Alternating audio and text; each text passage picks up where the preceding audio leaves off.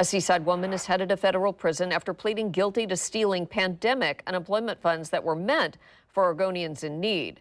The Department of Justice's 48-year-old Tamara Fulmer submitted fake pandemic unemployment applications using the personal information of 27 people she claimed were her employees. Prosecutors say between May of 2020 and October 21, the Oregon Employment Department paid out nearly $600,000 in benefits based on those lies. Fulmer also filed for benefits for herself. Investigators say she deposited or cashed hundreds of unemployment checks totaling about $69,000. She also cashed several more checks at a gas station in Seaside without the real applicant's knowledge or permission.